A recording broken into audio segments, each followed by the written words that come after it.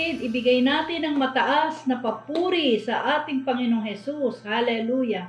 Hallelujah! Glory to you, Jesus. Isang mapagpalang gabi po sa ating lahat. Welcome po sa ating midweek fellowship upang muling makapakinig ng salita ng Diyos. Dahil ito ang nagbibigay sa atin ng pag-asa at kagalakan sa mga taong nabibigatan sa kanilang pasanin.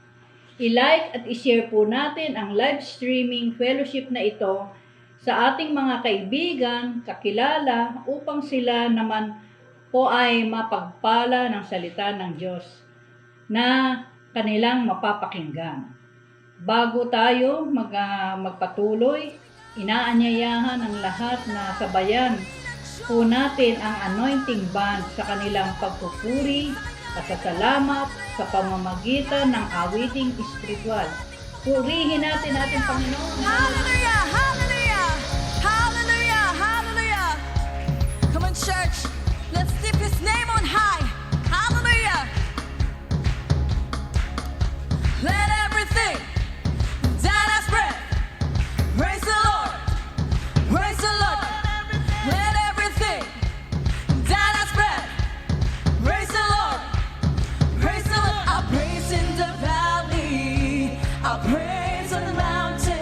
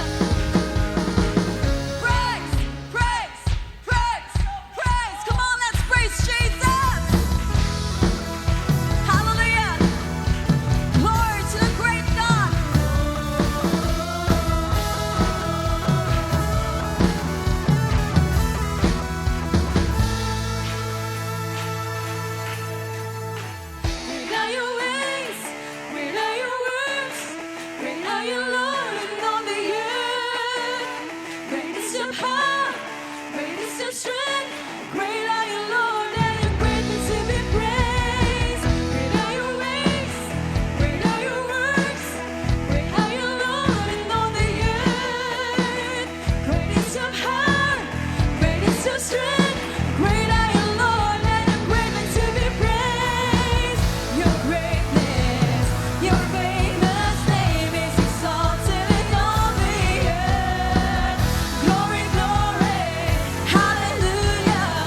Glory to the God of Israel. Glory, glory, hallelujah. And all the earth will sing that you're a great God. Yes, Jesus, hallelujah.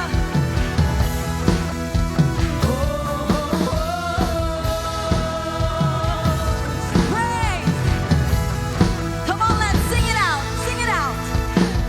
Are your ways, great are your works, great are you, Lord, in all the earth.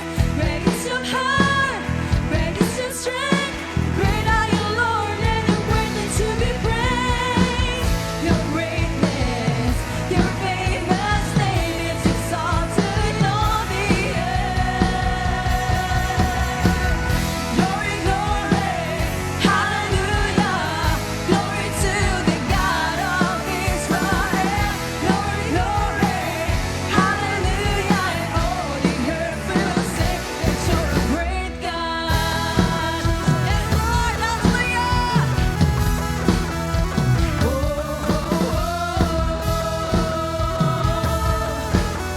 Come on, let's declare we won't stop.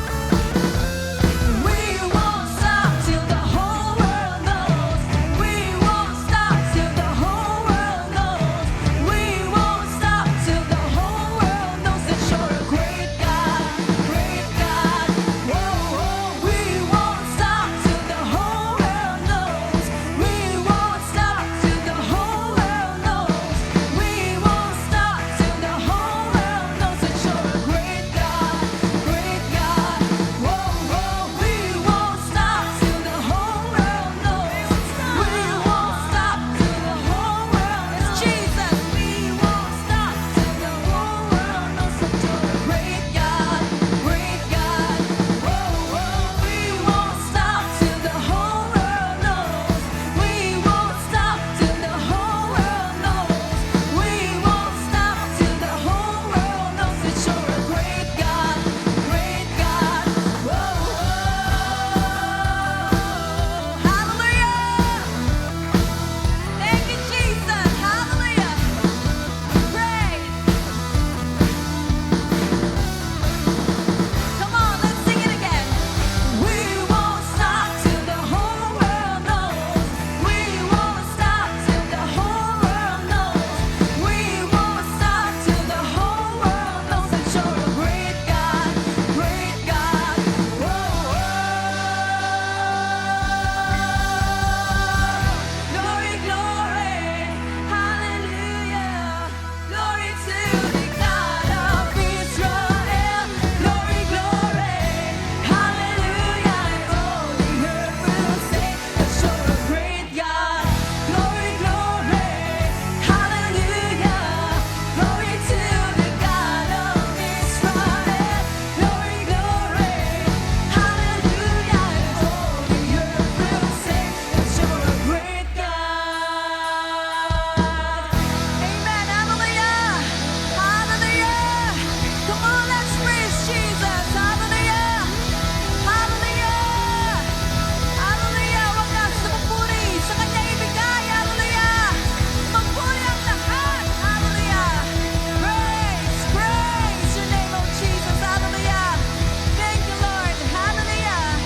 Thank you, Jesus. Hallelujah. Hallelujah, Lord. Hallelujah. Hallelujah. We worship you, Jesus. We praise your name. We lift your name on high, O Lord. Hallelujah. You deserve all the glory, honor, and praise, oh Jesus. Hallelujah. Tuloy nga kaming aawit, magpupuri sa iyo, Panginoon. Hallelujah. Karapat dapat ka lamang sa pinakamataas ng purihan at pasasalamat, Panginoon. Hallelujah. Hallelujah. Hallelujah. Narito kami ngayon sa iyong harapan, Panginoon. magpupurit, nagpapasalamat sa iyong kabutihan, sa iyong katapatan, sa iyong pag-ibig na dakila sa lahat, O Diyos. Salamat, O Diyos, sa bawat araw na ginagawa mo kasama ka namin, Panginoon, sa bawat paghinga, sa bawat aming lakad, Lord. Kay naring hindi mo kami niiwan, ni pinapabayaan man, Panginoon. Sa bawat pangako, O Lord, at kay tapat, salamat, O Diyos. Sa biyaya mong higit sa sapat, Lord, maraming salamat. Sa kabila ng aming pagkukulang, Panginoon, sa kabila ng aming mga kamalian, O Diyos, nariyan ka pa rin sa aming buhay, Lord. Patuloy mo kaming minamahal at tinatanggap araw-araw, Panginoon.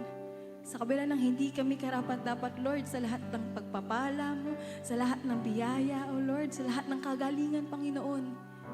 Pero dahil sa pag-ibig mo, Panginoon, nandito kami ngayon, buong puso, buong buhay na nagpapasalamat. And it's all because of you, Lord. It's all because of your grace, Lord. It's not about us, Lord Jesus. It's all about you, Panginoon. And you are worthy to be praised, Lord. You are worthy of everything, of the blessing, honor, and power, Lord, in this world. Thank you, Lord Jesus. Hinanap mo kami, minahal mo kami, tinanggap mo kami, maging sino man kami, Panginoon. Hayaan mo, Panginoon, sa oras na to, maibalik namin sa iyo yung lahat ng papurit, pasasalamat, na karapat-dapat lamang sa iyo, Panginoon. Hallelujah. You are worthy to our praise, Lord. Hallelujah. We continue to lift your name on high sa buhay namin, and we will declare, Lord, you are the King of Kings, the Lord of Lords, our Savior, our Healer. The answer, Lord Jesus. Hallelujah. Thank you, Lord. Thank you, Jesus. Let's continue to worship Him in spirit and in truth. Let's lift our hands, our hearts into the Lord. Let's declare His goodness, His faithfulness, and His amazing grace. Hallelujah. Thank you, Lord. Praise.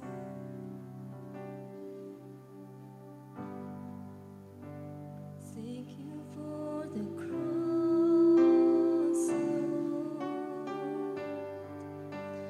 Thank you for the price you paid,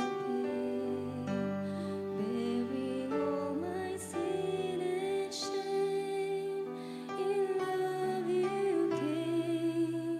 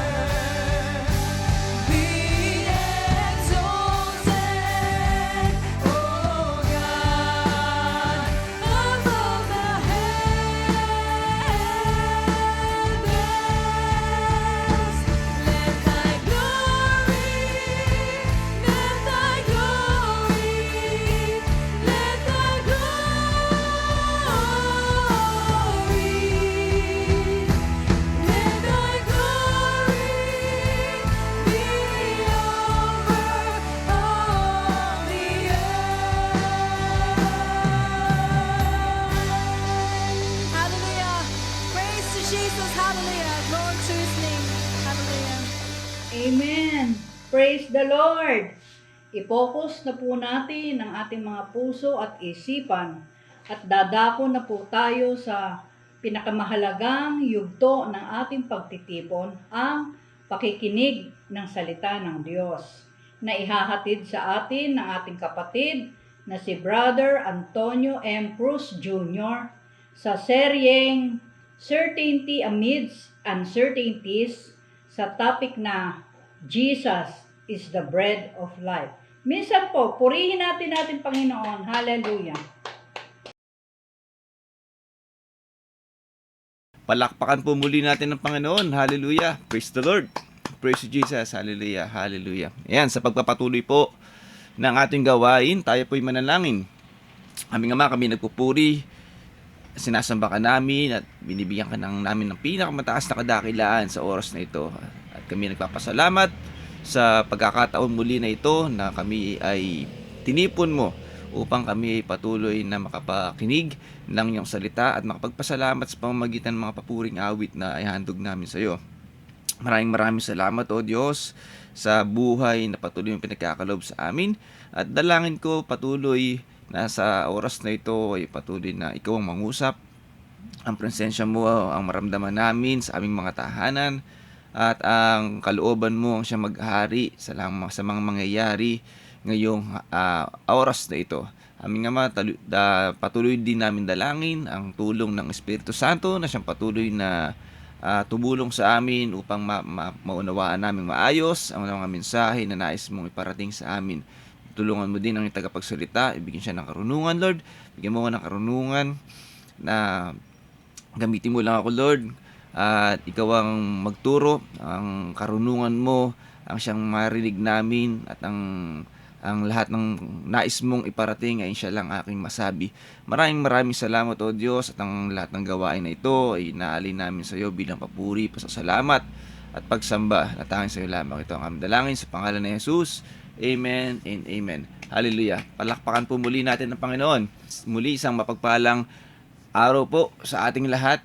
Okay? At sa araw na ito, at this might be the last topic, okay, ng ating series topic na Certainty Amidst Uncertainties. Amen. So napakarami nating tinalakay dito, and I hope, 'di ba?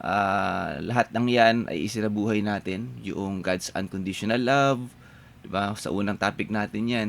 God is our Father. God has a plan for us. God is faithful, o Jesus is faithful. God's promise keeper. So lahat ng 'to, 'di ba? Ano 'yan? Mga kasiguraduhan natin amidst uncertainties, okay? Hindi man natin alam yung takbo ng mundo, hindi man natin alam yung takbo ng future, yung haharapin natin. Ang mahalaga, yung mga tinalakay natin na 'to, okay? Ito yung mga panghawakan natin dahil ito yung mga certain. Ito yung mga sigurado sa buhay ng nakay Kristo. Okay?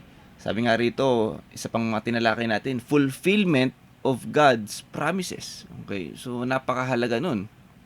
Kung iyan po ay pinangahawakan natin, kahit ano pang ibalibag ng mundong ito, pinangahawakan natin yung pangako ng Diyos. Aba, ay talagang ano yan, nakakasiguro tayo na sigurado ang katagumpayan at sigurado ang ikabubuti ng ating buhay sa mga susunod o sa mga darating na panahon. At isa pa nga dito is yung Jesus is the good shepherd.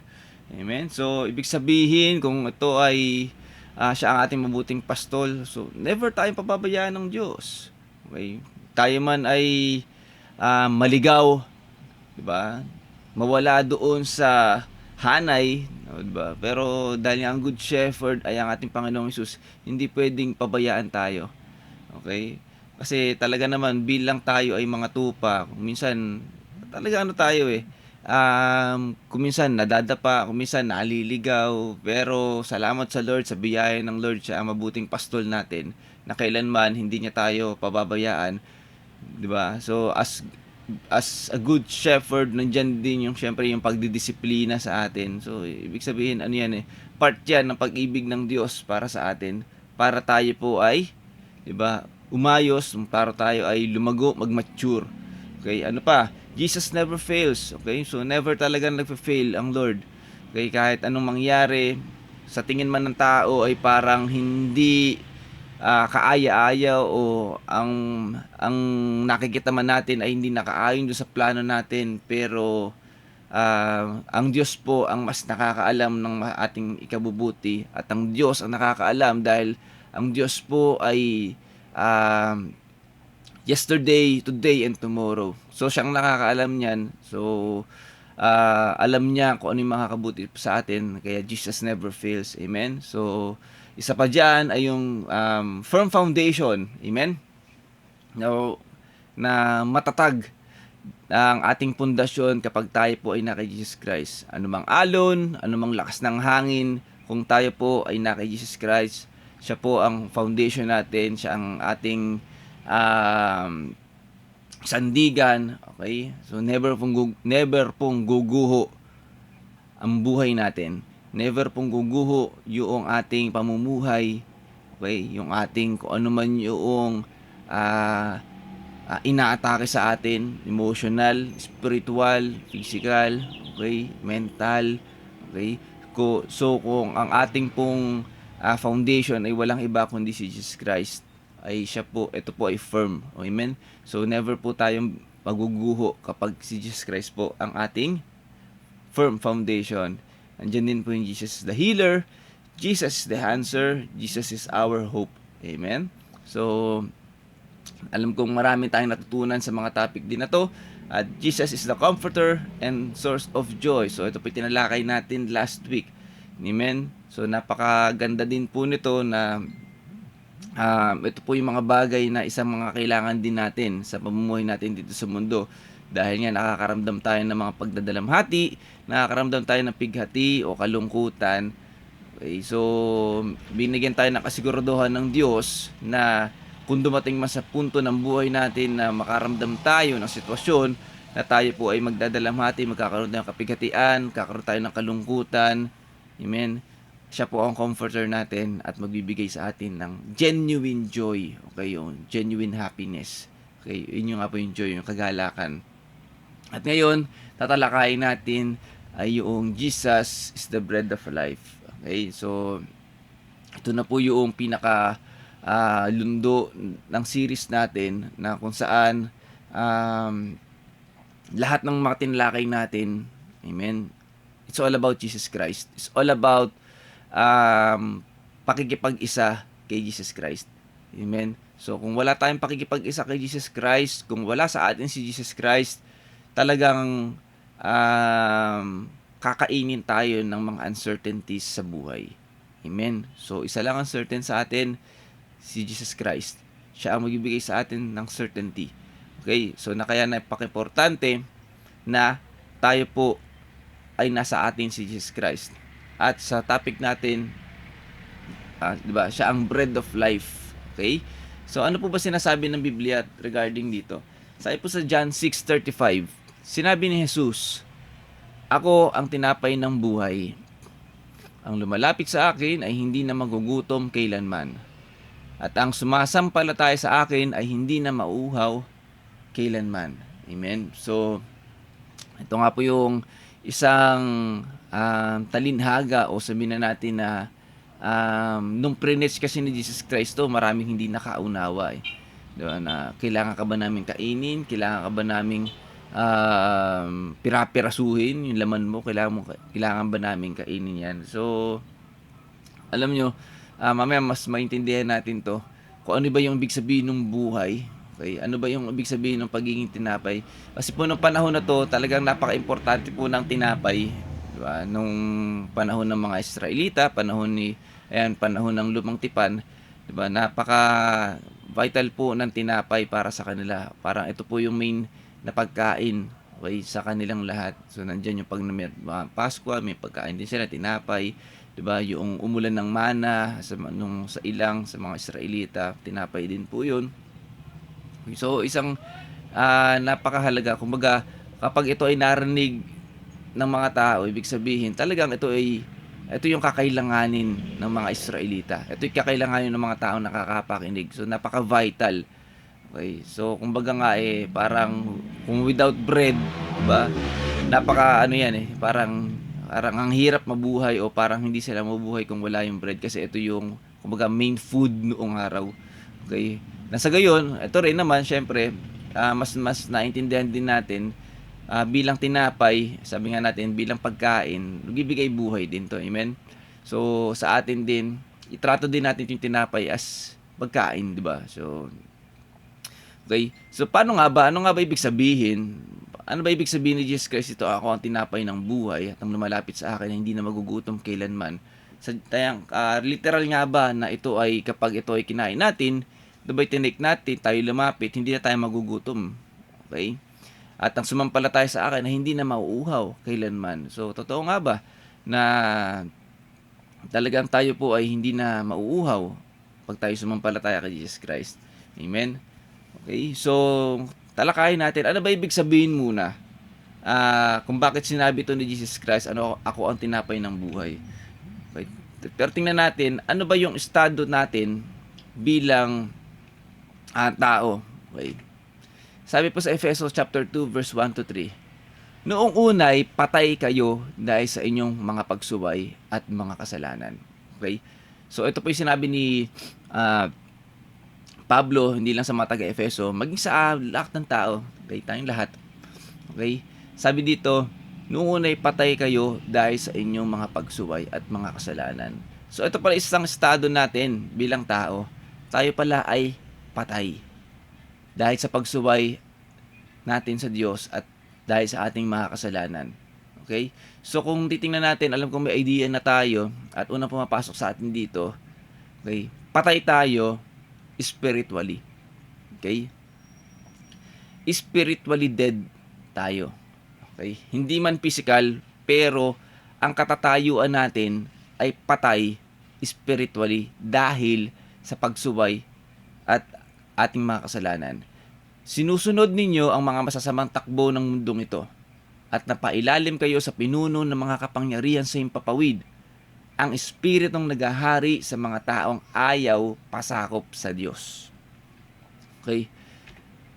Ang totoo, tayong lahat ay dati ring namumuhay ayon sa pagnanasa ng ating laman at sumusunod sa mga hilig ng katawan at pag-iisip. Kaya't sa ating likas na kalalagayan, kabilang tayo sa mga taong kinapupuotan ng Diyos. Okay? So malinaw po, no? So ang estado ng tao sa harapan ng Diyos, tayo po ay patay. So ibig sabihin, kapag tayo po ay patay, ito yung, sabi nga, spiritually dead. Okay? So ibig sabihin naman ng spiritually dead, tayo po ay nalayo sa Diyos. Kapag ang tao po ay nalayo sa Diyos, siyak po, patay tayo sa harapan niya. Amen? Pataya ang estado natin sa harapan ng Diyos. Okay? Amen? Sabihin na natin physically, sige, buhay tayo, malakas tayo. Okay? So, pero hindi po kasi yan yung tinutukoy na kailangan natin buhayin. Okay? Hindi po yan yung tinutukoy natin na kaya natin kakainin yung bread of life. Kailangan natin ite-take yung bread of life na walang iba kundi si Jesus Christ ay para tayo po yung physical na buhay natin ay mabuhay. Okay? Yung bread of life po natin, ay yung bread of life na tinutukoy natin dito is for our spirito na namatay. Okay? Spiritong patay. Amen? Hindi yung spiritong o yung katawang namatay natin. Okay? Ang kailangan nating, ang buhay na kailangan natin na makukuha natin sa bread of life ay para sa ating espiritu na patay dahil sa kasalanan at dahil sa pagsuway natin sa Diyos. Amen. Kaya ang sabi dito, kabilang tayo sa mga taong kinapupuotan ng Diyos. Amen. Kapag tayo po'y kinapupuotan ng Diyos, ang sabi nga sa Roma 3:23, ang lahat ay nagkasala at walang sino mang karapat dapat sa paningin ng Diyos. Okay? So, anong silbi ng buhay natin kung ang isang tao ay malayo sa Diyos. Anong silbi ng buhay natin kung tayo kinapupuotan ng Diyos? Anong silbi ng buhay natin kung tayo ay spiritually dead? Amen? Sabi nga, ang kamatayang physical natin, inevitable yan. Mangyayari at mangyayari yan. Pero, naintindihan ba natin at naunawaan ba natin na after this life, okay, meron pang pangalawang kamatayan. Okay? Kasi sa panahon natin ngayon, habang buhay tayo physically, ito pa lang yung unang ito yung unang spiritually dead tayo Okay, kung tayo malayo sa Diyos. Pero may pag-asa pa yan, mga kapatid. Okay, hanggat nandyan pa yung physical na buhay natin, may pag-asa pa para buhayin muli natin yung espiritu natin na namatay dahil sa kasalanan. Amen? Kapag iyan po, naayos natin habang tayo nabubuhay dito, mga kapatid, pwede nating maiwasan yung pangalawang kamatayan. Amen. Amen. So, dito po mga kapatid, ang gusto ko lang na maging malinaw sa atin, kaya kailangan natin ng bread of life, kailangan natin si Jesus Christ. Amen. Ay dahil po, ang isang tao na alipin ng kasalanan, dahil sa pagsuway natin sa Diyos, ang tao po, ay patay sa Espiritu. Amen. Okay? So, sabi po sa Roma 6:23, sapagkat kamatayan ang kabayaran ng kasalanan. Okay? So, base po sa estado ng tao na wala pang relasyon sa Diyos, na ang tao pa ay napapailalim pa sa kapangyarihan ng kasalanan. Okay? For us, para ang tao din ay makalaya, umabayaran yung kasalanan. Okay? Sabi dito, kamatayan. Kailangan din ng kamatayan. So, alam niyo po, kapag dito po humantong ang tao, alam niyo, hindi rin sapat Okay? Hindi rin sapat na ako bilang tao, kailangan ko mamatay para mabayaran ko yung kasalanan ko. Hindi rin sapat. Hindi sapat yung buhay ko, hindi rin sapat kung ano man yung meron ako para mabayaran yung kasalanan na meron ako. To redeem, okay? Para lang manumbalik yung relasyon ko sa Diyos. Diba? Para lang hindi na ako kapuutan ng Diyos. Okay? Alam nyo, hindi natin kaya. Okay? Hindi natin kayang gawin yung ang bagay na ito. Pero salamat sa Lord, sabi nga rito, ngunit ang walang bayad na kaloob ng Diyos ay buhay na walang hanggan sa pamamagitan ni Kristo Jesus na ating Panginoon. Amen? Okay? Alam nyo, kaya kailangan natin ng bread of life. Kaya pala sinabi siya ang buhay, siya ang tinapay ng buhay. Okay? Dahil si Jesus Christ, dahil sa kagandang loob niya, siya yung namatay para sa atin, okay? Para magkaroon ng buhay na walang hanggan ang sino mang mananalig at sasampalataya sa ating Panginoon na walang iba kundi si Kristo Jesus. Amen? So, buhay na walang hanggan ang ibinibigay ni Jesus Christ. Okay? Kasi, sabi nga natin, by default, patay ang tao spiritually sa harapan ng Diyos. At kung mangyayari pa itong kamatayan dahil sa kabayaran ng kasalanan, dito na po, mga kapatid, okay, masasabi ko na ito na yung pangalawang kamatayan. Amen. So, wala nang turning back, wala nang kahit anong pagsisisi, wala nang kahit anong bang di ba? Wala nang kahit anong pagsisisi, di ba?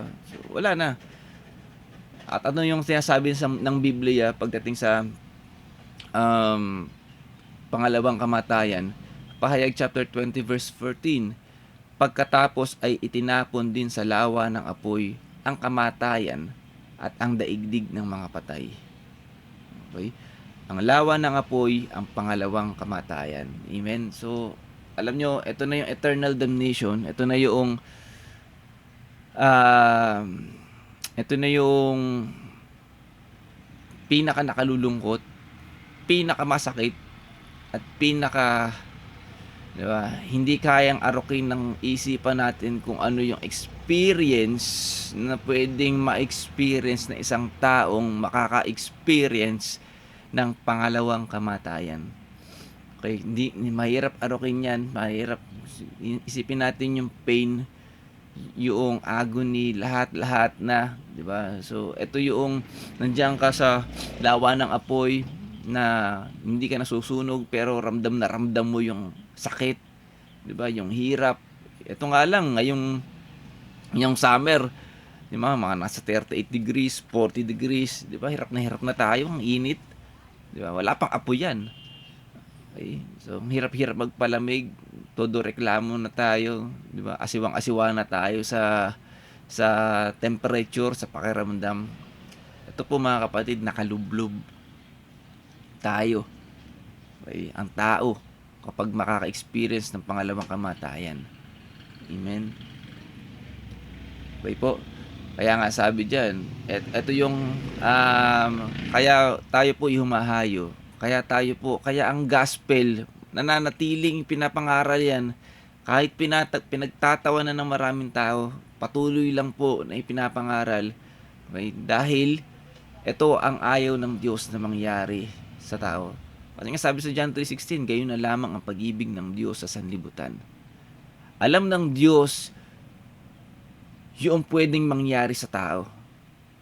Okay? Alam ng Diyos, ito, yung pwedeng mangyari at hindi niya matitiis, di ba? Ang hirap, masakit sa kanya na makita niya, di ba, ang sanlibutan, ang kanyang minamahal ay ma-experience lang itong pangalawang kamatayan. Kaya nga ibinigay na niya si Jesus Christ eh. Amen. Binigay niya si Jesus Christ para tayo po ay tubusin, para tayo po ay magkaroon ng pag-asa, para tayo po ay magkaroon ng kaligtasan. Okay? Ito yun po yung offer. At yun yung tinatopic natin ngayon. Jesus is the bread of life. All we have to do is to take the bread, okay? At kainin natin. Okay? I-take natin yan. Not literal na kakainin. Mamaya tatalakayin, paano ba natin kakainin yan? Okay? Since ang bread of life, spiritually, okay, kakainin din natin to spiritually. Amen? So, maliwanag, dito sa verse na to, may pangalawang kamatayan at ito yung iniiwasan natin. Ito yung ayaw nating mangyari. That's why we need Jesus Christ. Kaya sabi, buhay na walang hanggan sa pamamagitan ni Kristo Jesus na ating Panginoon. Yan yung walang bayad na kaloob ng Diyos. Yan ang ino-offer sa atin. Buhay na walang hanggan. Amen? Okay? So, kaya sa madalas nating napapakinggan, sa madalas nating ipinipreach, okay? Lagi na lang si Jesus Christ, lagi na lang salvation, lagi na lang kailangan tanggapin, kailangan makipag-isa kay Jesus Christ. Wala tayong magagawa mga kapatid. Iyan po ang aral ng kaligtasan. Kahit pagbalik-balik ta rin natin ang aral ng Biblia, balik-balik ta rin natin, di ba? Diyan lang po nauwi ang lahat. Yan lang po ang kailangan maintindihan ng tao. Amen? Opo, maganda po yung mga tinapik natin. Maganda yung mga promise keeper, God is faithful. Okay, lahat po ng yan. Okay, lahat po ng yan ay maganda sa ating, kakailanganin natin yan. Maganda sa ating buhay yan. Okay? Pero sa pinaka-bottom line po niyan mga kapatid, we have to accept Jesus Christ. Kasi kailangan natin ng salvation. Okay? At yung mga bagay na yan, yung tayo po yung magkakaroon ng success in life. Okay? At yung tayo magkakaroon ng kaligayahan, magkakaroon tayo ng mga kailangan natin dito sa mundo. Alam nyo po, lahat ng yan, mga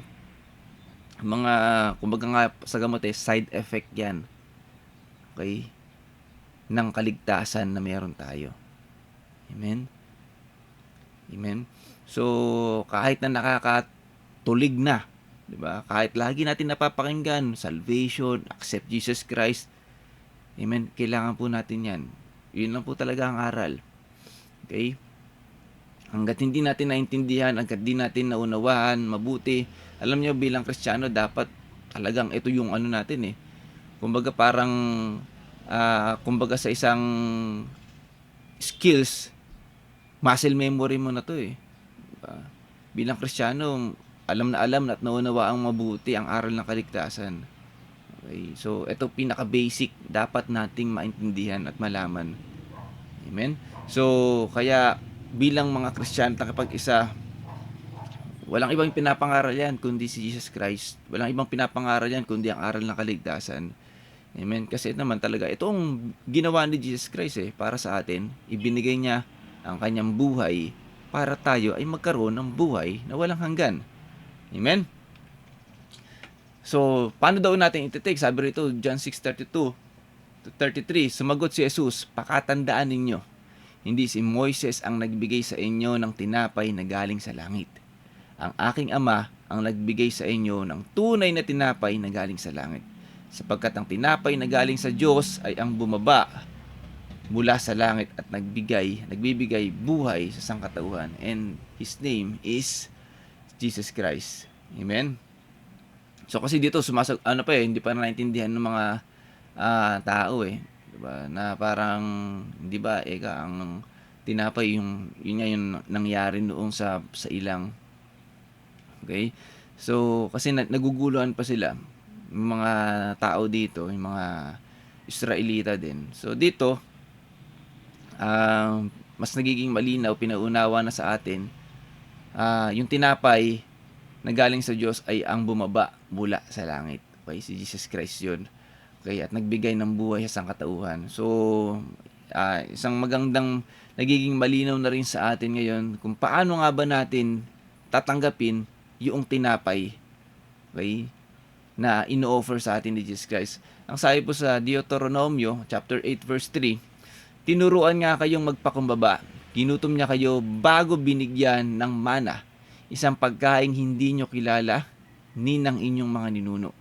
Ginawa niya ito upang ipaunawa sa inyo na ang tao'y hindi lamang sa tinapay na bubuhay, kundi sa bawat salitang nagmumula sa bibig ni Yahweh o sa bibig ng Diyos. Amen? So, isang magandang kumbaga parang magandang maunawaan na rin natin na hindi nga to yung physical na tinapay. So, mahalaga yung mga physical na pagkain, mahalaga yung mga physical na tinapay, literal na tinapay, nakakain natin physically.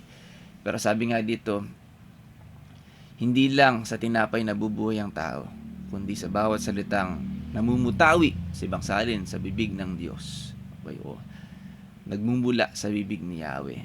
Amen? So, higit doon sa mga physical bread at sa mga physical food na tinitake natin for our physical body, higit na mahalaga yung spiritual bread, di ba? Yung tinapay ng buhay. Okay?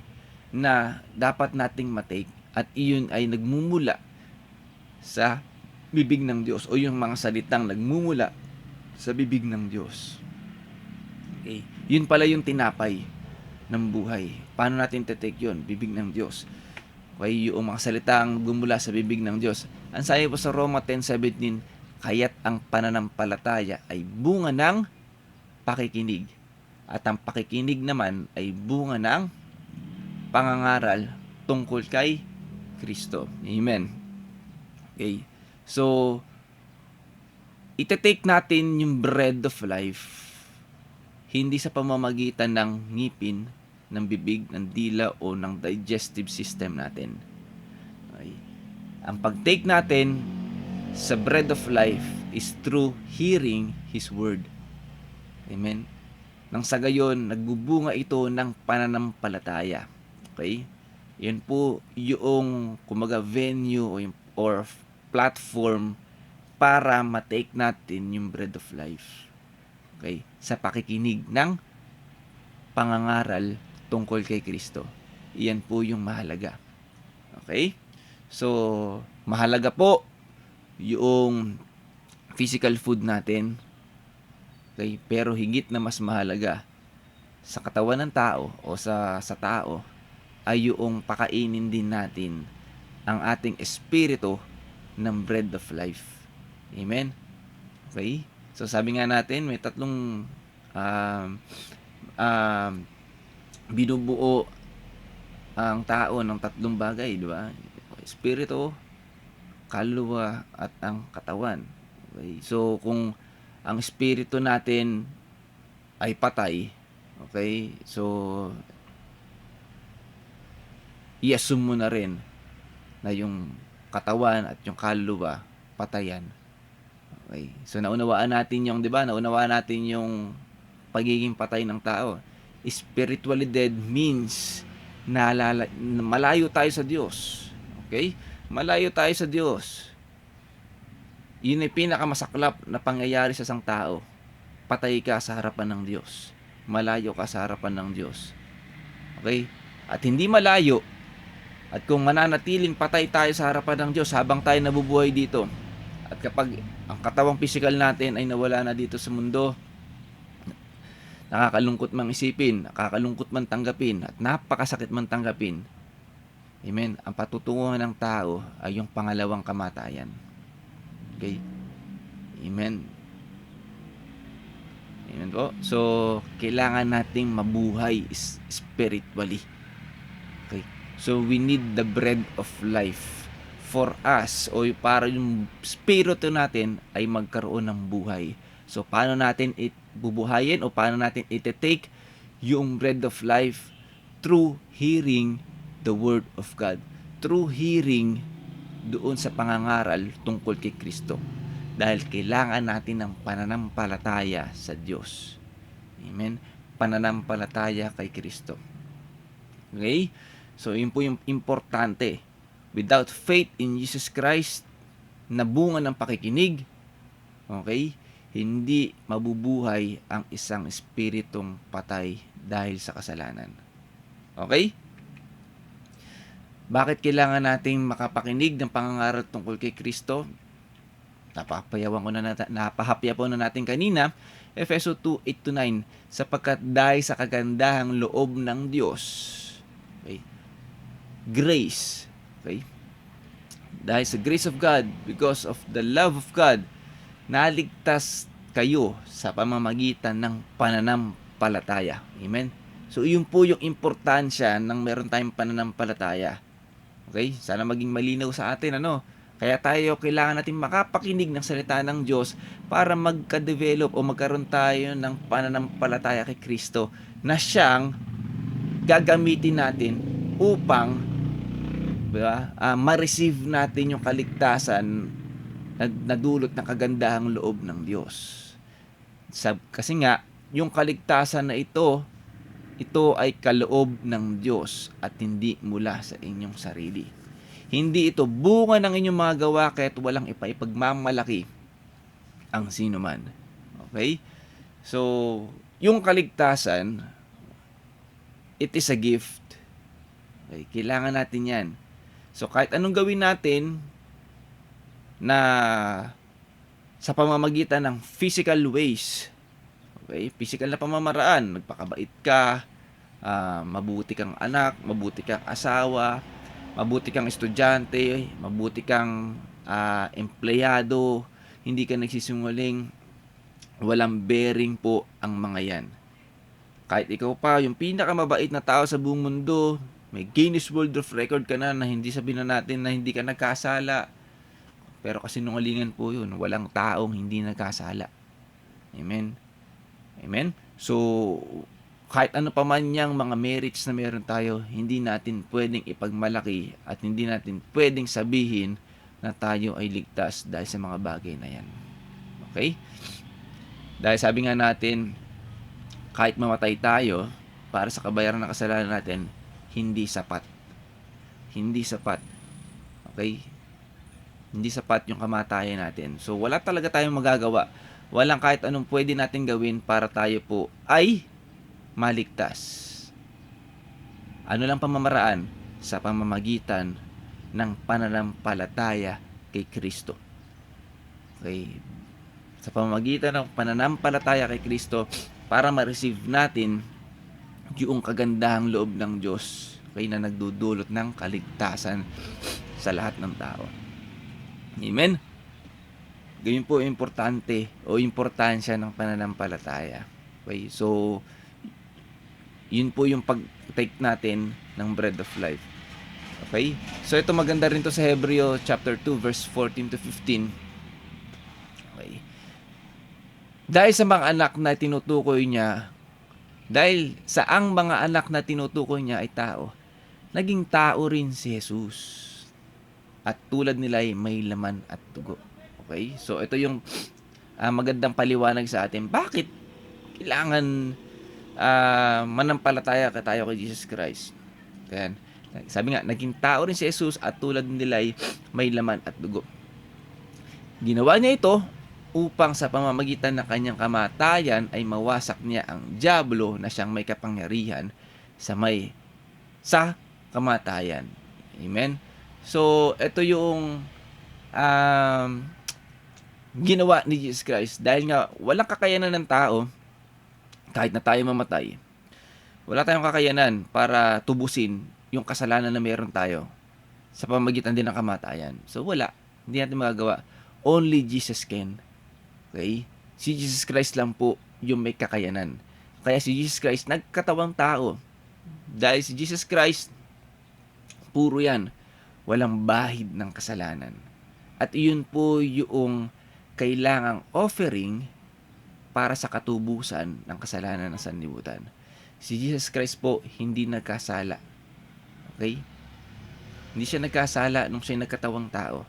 Kaya siya nagkatawang tao para may mamatay. Diba? Para merong mahirapan. Para merong dugo at laman na umagos. Okay? So si Jesus Christ ang gumawa nito para sa atin. So imagine, talagang ginawa niya yung, diba, nagkatawang tao siya just to, diba, experience o yun nga, mamatay, ma-experience niya yung pain, lahat ng pagkalapastangan, lahat ng parusa, lahat ng sakit. Okay? Para saan purpose? Para mawasak niya ang dyablo na siyang may kapangyarihan sa kamatayan. Kasi kung hindi ginawa ni Jesus Christ to, matik yan, lahat ng tao papunta doon sa second death. Okay? Talagang yung kamatayan. Yung tuluyang kamatayang spiritual. Okay? Diyan talaga tungo natin.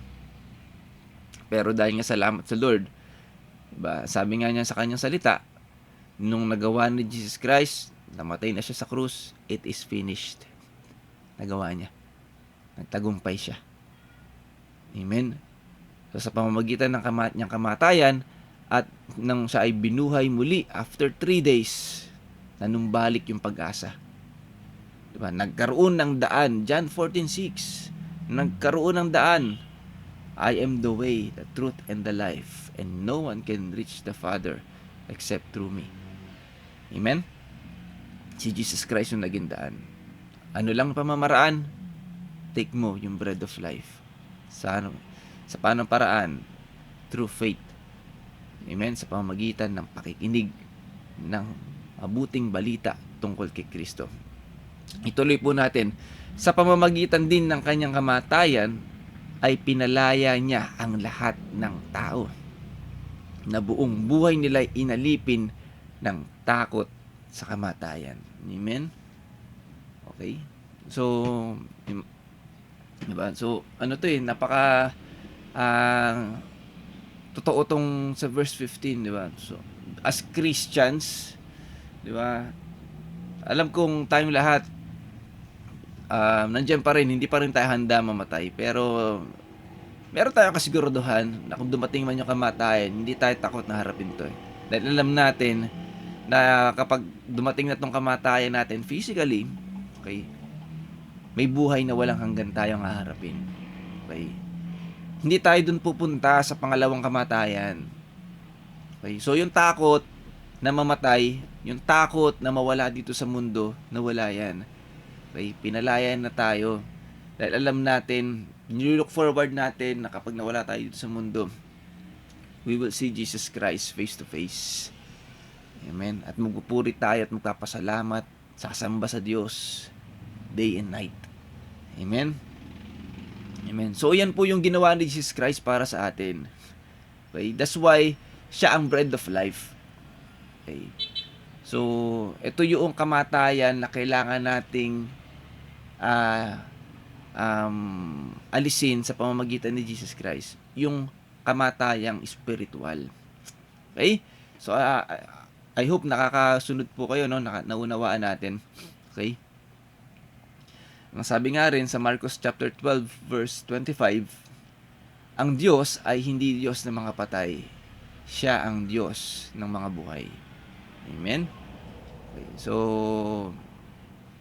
sabi nga, so, ano lang to, kung titingnan natin, pag sinabing ang Diyos ay hindi Diyos ng mga patay, ay hindi siya Diyos ng, di ba, ng alipin ng kasalanan.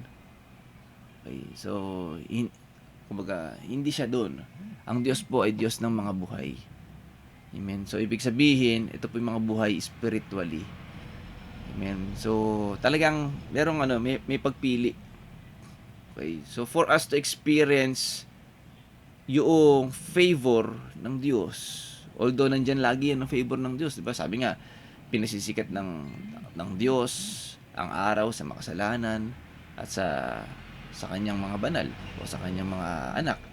At pinapapatak ang ulan sa mga kasalanan at sa kanyang mga anak. Pero alam natin naman, diba? Iba ang favor ng Diyos. Unang-una, sabi nga, hindi pinakikinggan ng Diyos ang panalangin ng makasalanan. Kung tayo po anak ng Diyos, pinatawad, pinawalang sala dahil sa pagtanggap natin at pananampalataya natin kay Jesus Christ, malaking favor yun. Pinakikinggan tayo. Okay? So, dito mga kapatid, tayo po, ang Diyos po natin ay Diyos ng mga buhay. Okay? For us to experience the favor of God, okay, para ma-experience natin yung walang hanggang pag-ibig ng Diyos, yung mga tinalakay natin dito sa series na to, yung mga topic natin na yan, para magkaroon tayo ng certainty amidst uncertainties sa buhay. Okay, kailangan, diba, dun tayo sa Diyos ng mga buhay. Okay, so dapat nandun tayo sa buhay, hindi tayo nasa patay. Okay. So, kailangan natin tanggapin si Jesus Christ. Amen? Okay?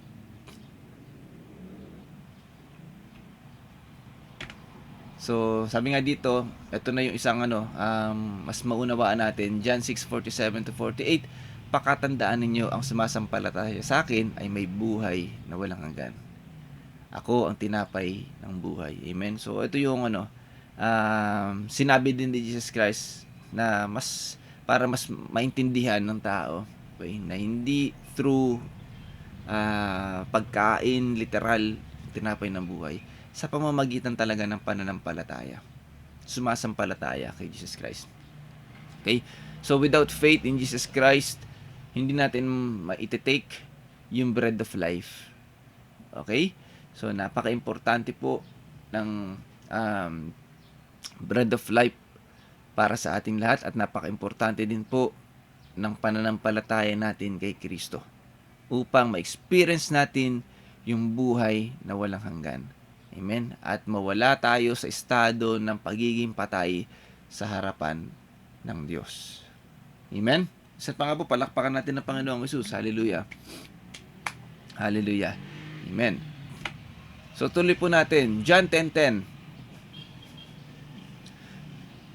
Dumarating ang magnanakaw para lamang magnakaw, pumatay at manira. Okay? So, ito po yung estado ng tao without Jesus Christ. Okay? Ito yung estado natin nung talagang hindi pa tayo nananampalataya, o estado ng tao nung wala pa kay Jesus Christ. Okay? Alipin sila ng kapangyarihan ng kaaway.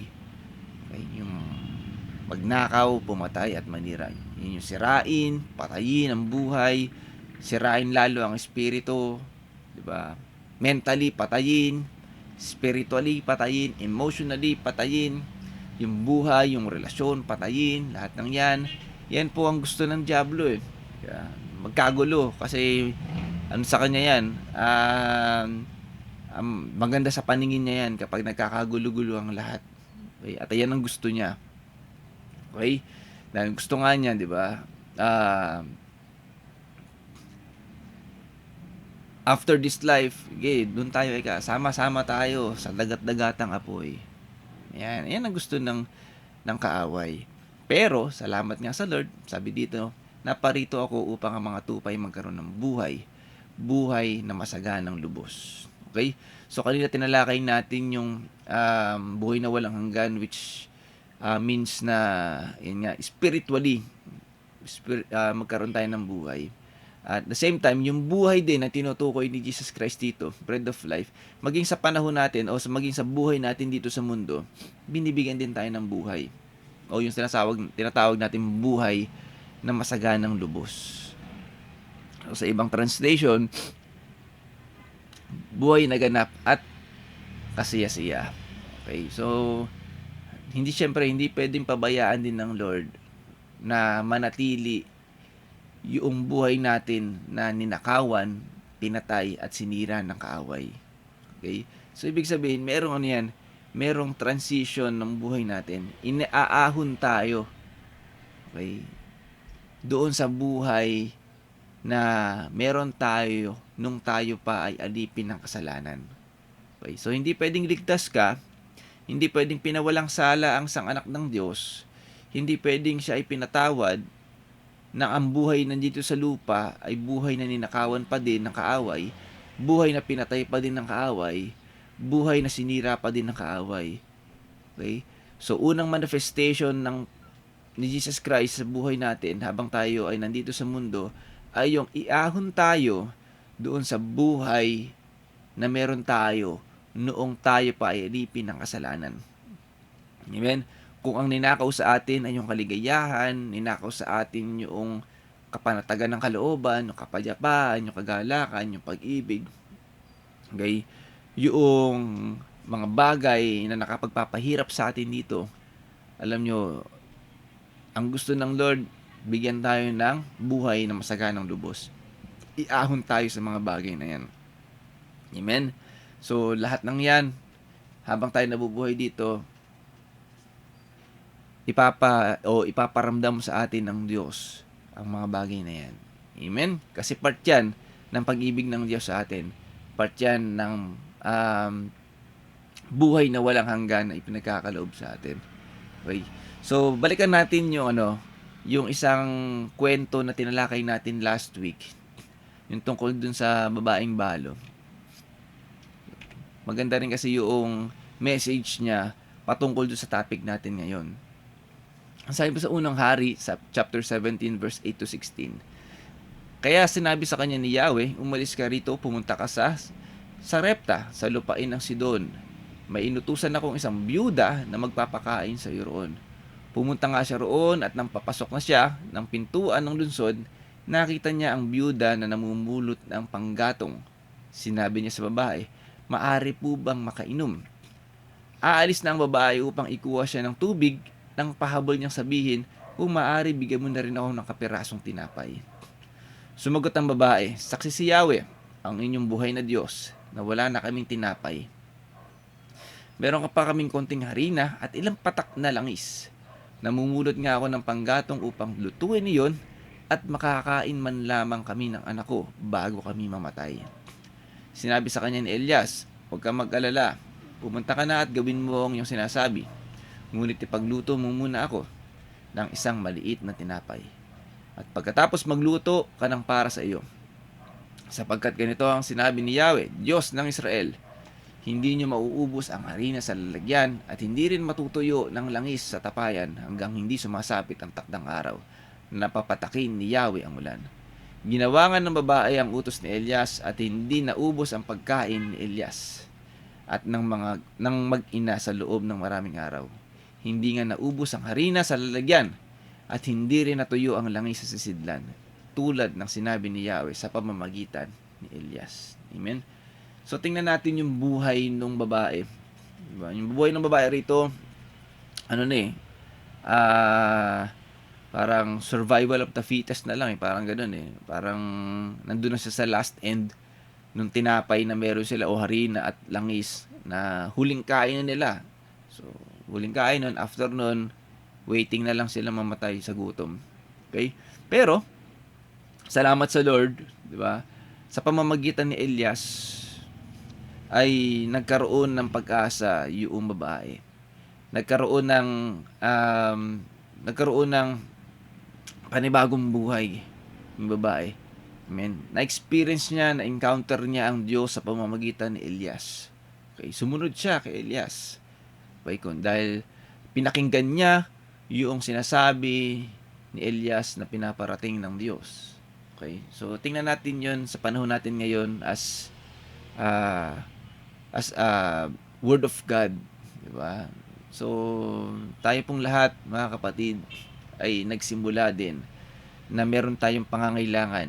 Meron tayong mga scarcity, sabihin na natin, meron tayong mga kakapusan dito sa mundo. Amen. Tayong lahat, naniniwala ako nung naka-experience natin si Jesus Christ, tumanggap tayo kay Jesus Christ, meron tayong mga pagsubok. Merong mga nabaon sa utang, merong mga nasanla ang bahay, merong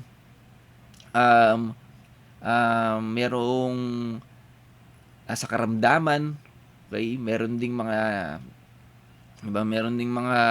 dahil may mga problema sa relasyon, may mga problema sa trabaho. Okay? So, alam nyo, yung mga ganong sitwasyon, ano yan? Mga bagay na nakakapagbigay sa atin ng walang pag-asa. Okay, nakapagbigay sa atin ng kahit ng mga kabagabagan ng kalooban. Amen. At sa pamamagitan noon at nung sitwasyon na yon, doon natin nakita at doon pumasok si Jesus Christ, di ba? Nakapakinig tayo ng salita ng Diyos. Okay? Nakapakinig tayo ng tagapagdala ng mabuting balita ng mga anak ng Diyos na pinapangaral. Okay? So, sa mga panahon ng mga siguro mga 1980s, diba, nandiyan yung LSS na napakinggan natin. At sa panahon natin ngayon, nandiyan yung mga Bible study, mga prayer meeting, yung mga naimbita tayo ng mga kaibigan natin, pamilya natin, at napakinggan natin ang salita ng Diyos sa fellowship. Okay? Ganyan din po yung nangyari. Okay? Nang encounter natin kay Jesus Christ.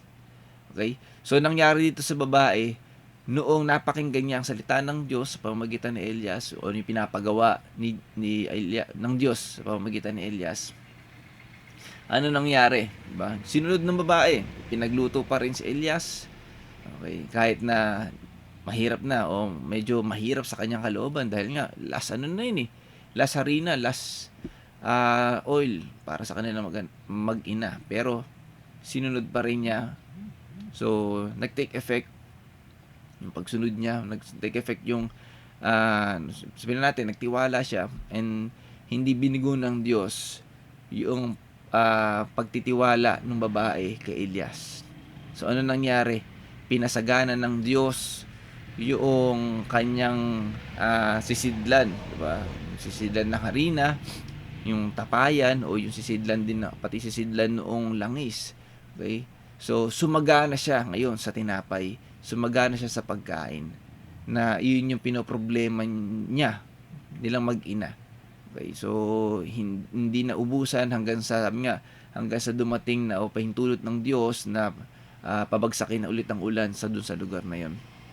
Okay? So in short, dito sa lupa nung nabubuhay yung mag-ina, okay? Hindi hinayaan ng Diyos na maghirap sila sa tinapay, maghirap sila sa pagkain. Okay? So alam ko ganun din sa buhay natin ngayon sa panahon natin. Nung na-encounter natin si Jesus Christ, kung ano yung estado ng buhay natin na nung kumatok si Jesus Christ, alam kong pinasagana tayo ng Diyos sa bagay na yan. Amen? Yung mga nakakilala sa Diyos, nabaon sa utang, ngayon mga donya na, di ba? Mga don, okay? Mga nagpapautang pa. Okay? So, nandyan na rin yung mga mga nasa karamdaman, nung nakakilala kay Jesus Christ, pinagaling. 'Di ba? Meron diyan yung may sakit sa puso, yung tipong pupunta lang sa CR, hirap na, okay? Pero nung nakakilala kay Jesus Christ, pinagaling ng Diyos. Okay? 'Di ba? Kung saan na nakakapunta. Okay? So alam kong tayong lahat, mga kapatid, ay may mga kakulangan sa buhay. Okay? Pero ako naniniwala na hindi hahayaan ng Lord yung kakulangan natin ay manatiling kakulangan. Alam kong pasasaganahin ng Lord, okay, yung buhay na meron tayo. Pasasaganahin ng Diyos yung buhay habang tayo po ay nandito sa mundo. Yun po yung ibig sabihin ng buhay na ganap at kasiyasiya. Amen. Sa lahat ng pangangailangan natin, sa lahat ng mga kakailanganin natin dito sa mundo, ang Diyos po, mga kapatid, ang patuloy na magpo-provide ng lahat ng to. Okay? So, sabi nga natin, ang Diyos ay mayaman sa lahat ng bagay. So, hindi lang po physical, okay? Pera, pagkain physical, o ano pa man, maging yung mga kailanganin nating spiritual, emotional, di ba? Wisdom. Alam niyo ba, kailangan din natin ng wisdom, lalo sa panahon natin ngayon. Napakaraming scammer, napakaraming pwedeng mga makapaglinlang sa atin sa mundong ito. Alam niyo po, malaking bagay po yung gift of discernment and yung wisdom nga. Diba? Yung maunawaan natin yung takbo ng mundong ito, napakalaking bagay po niyan, mga kapatid. Kasi nililigtas tayo niyan sa kapahamakan o dun sa mga bagay na pwedeng diba, maloko tayo. Okay? So, yun yung mga isang malaking bagay po yan. Amen? Okay. So, tuloy po natin dito sa mga awit 128. Verse 2 to 4. Kakainin niya ang bunga ng kanyang pinaghirapan. Ang taong ito'y maligaya at maunlad ang pamumuhay. Sa tahanan, ang asawa'y parang ubas na mabunga at bagong tanim na olibo sa may hapag ang anak niya. Okay. Ang sino man, kung si Yahweh, buong pusong susundin, buhay niya ay uunlad at laging pagpapalain. Amen? So, isa sa maganda, okay, na bukod nga doon sa buhay na walang hanggan, okay, na tayo po ay inaahon doon sa patay tayo spiritually. Nandyan nga yung buhay na ganap at kasiyasiya. At nandyan nga, sabi nga rito, buhay niya ay uunlad at laging pagpapalain. Okay? So, ibig sabihin, kapag tayo po ay nanampalataya na kay Jesus Christ, tayo po ay na kay Jesus Christ, okay? Tayo po ay alipin na. 'Di ba, ni Jesus Christ? So, ibig sabihin ng alipin, ang Panginoon natin ay walang iba kundi si Jesus Christ. Okay? Kapag ang Panginoon natin ay si Jesus Christ, ito po isang pangako ng Diyos. Ang buhay niya ay uunlad at laging pagpapalain. Amen? Laging pagpapalain. Okay, kung tayo po ay nandito sa mundong ito, tayo pinabubuhay pa, kung tayo ay nagtatrabaho, nag-aaral, naghahanap buhay, o naman yung ginagawa natin, yes, may mga, sa tingin natin ay may mga kulang pa sa buhay natin. Meron pa tayong mga pangarap. Sabihin na natin na hindi pa nangyayari, pero mga kapatid, ito po panghawakan nyo. Okay? Hindi po pabulusok ang buhay ng isang anak ng Diyos. Hindi po pabulusok yan. Okay? Lagi po yung paangat. Lagi po yung paunlad. Lagi po yung pinagpapala. Pwedeng mabagal, pero sa nakakatayak, lagi pong paunlad yan. Hindi po pabulusok. Walang anak ng Diyos na ang buhay ay papabulusok. Okay? Hindi po ganun. Okay? Ang taong pinagpala po, paunlad po ng paunlad yan. Pwedeng mabagal, pero laging paunlad yan. Pwede ring mabilis, okay? So, pero paunlad ng paunlad po, yan, laging pinagpapala ng Diyos. Amen? So, Gaya po ng ayan, topic natin ngayon o gaya ng una nating binasa kanina. Okay, John 6:35, ako ang tinapay ng buhay, ang malapit sa akin. Okay, kailangan nating lumapit. Hindi na magugutom kailanman. So it's okay. Pertaining din yan sa buhay natin dito sa mundo. Okay, na hindi lang yung buhay na walang hanggan, bagkus ano man yung mga pangangailangan natin. Okay, yung mga experiences na meron tayo before tayo na kay Jesus Christ, hindi na natin ma-experience yan. Kung gutom tayo spiritually, gutom tayo sa pag-ibig, gutom tayo sa kapayapaan, gutom tayo sa kung ano man yung mga kulangan natin. Again, mga kapatid, we need yung tinapay ng buhay. Okay? Sabi nga, hindi na tayo magugutom kailanman. Kasi Jesus is the great provider.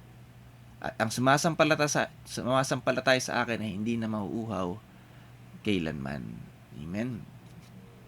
Okay, so Jesus Christ, siya po ang pinakabuod ng pangangailangan natin dito sa mundo para tayo po ay masiguro natin yung certainty amidst uncertainties na meron dito sa mundo.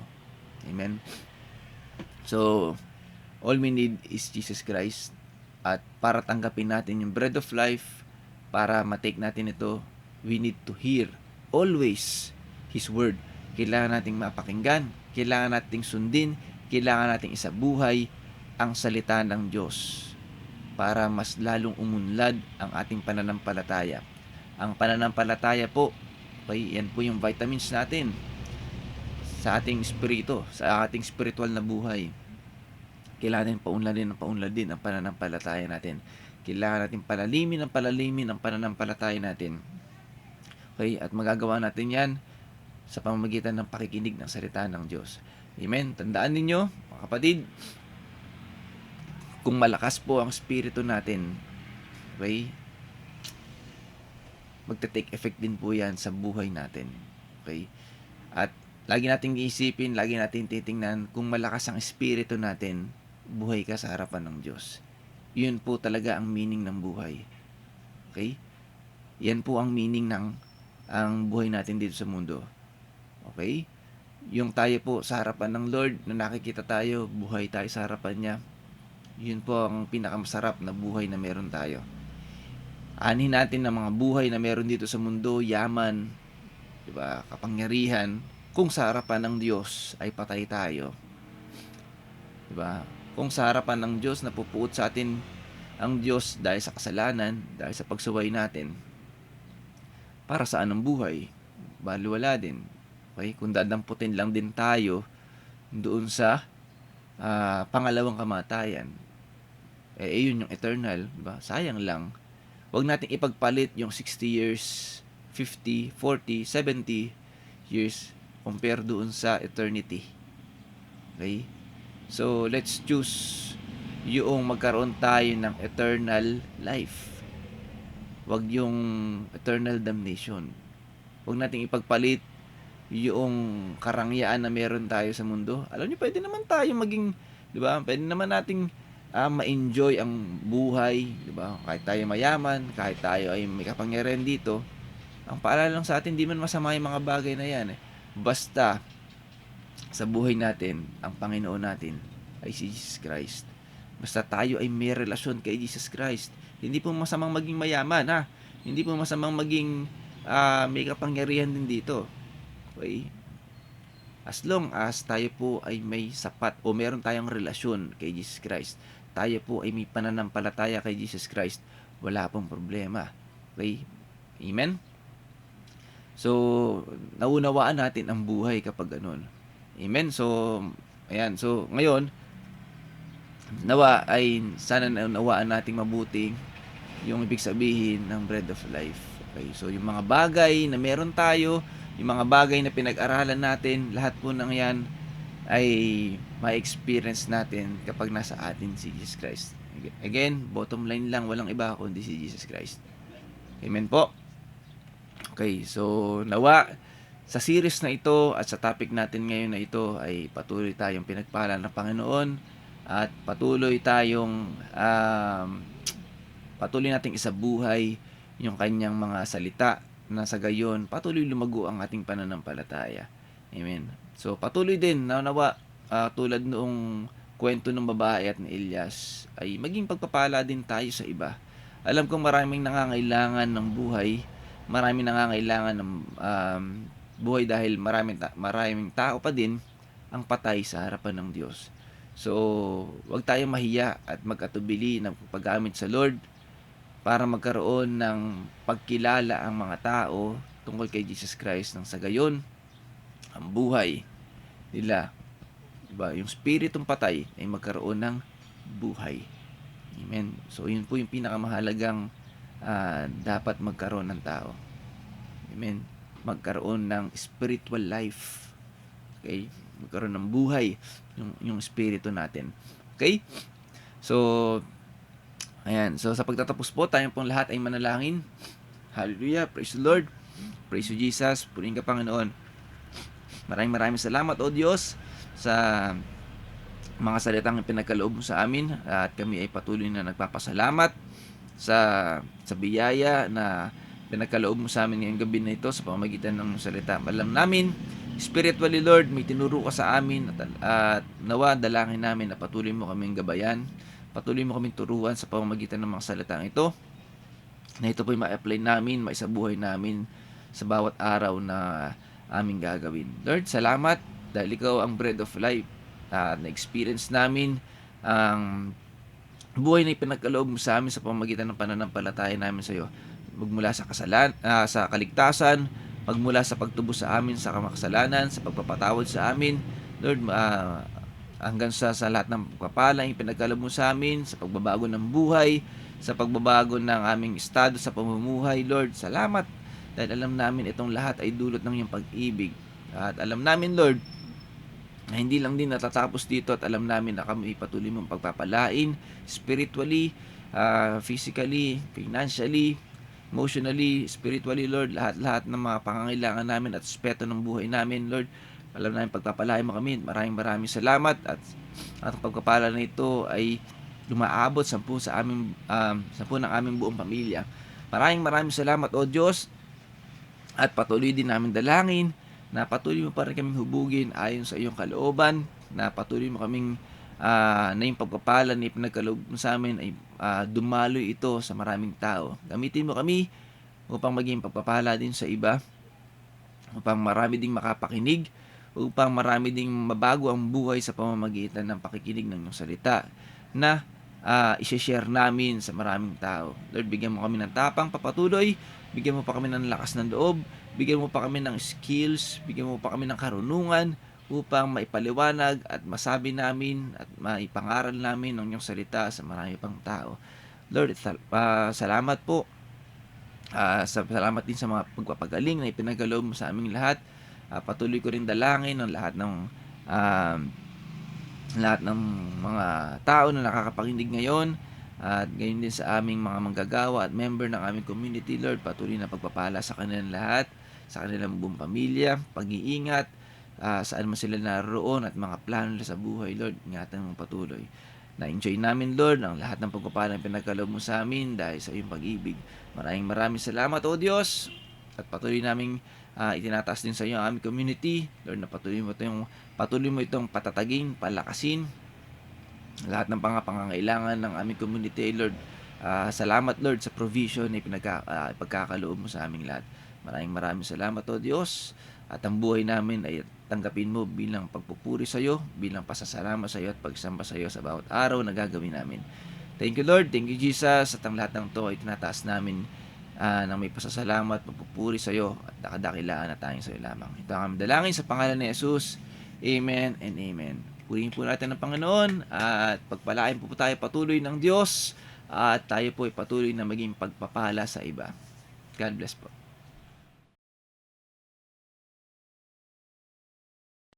Praise God! Hallelujah! Nawa po ay napagpala tayo ng mga salita ng Diyos na ating napakinggan, at nawa po ay maisabuhay natin sa ating puso at ma-share natin sa ating mga kakilala at mga kaibigan. Hallelujah, Jesus! Hallelujah! Muli po tayong manabik sa susunod na midweek fellowship sa ganitong oras, 6 to 8 p.m. every Wednesday.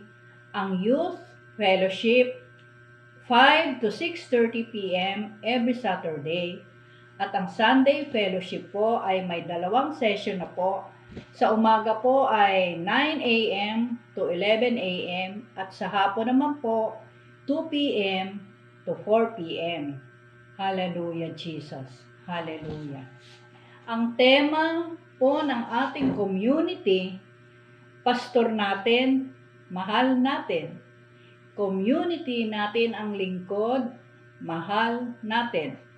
Pamilya natin, mahal natin. Dahil tayo ay nabubuhay sa pag-ibig ni Kristo na ating Panginoon, tayo ay one in love, one in Christ. Dahil sa pag-ibig, binigyan tayo ng mas matibay at pinatatag ng pananampalataya. We are getting stronger as love gets deeper. Ang tema ng taon kay Kristo, para kay Kristo, ang lingkod patuloy sa paghayo. Purihin natin ating Panginoon. Hallelujah. God bless us all.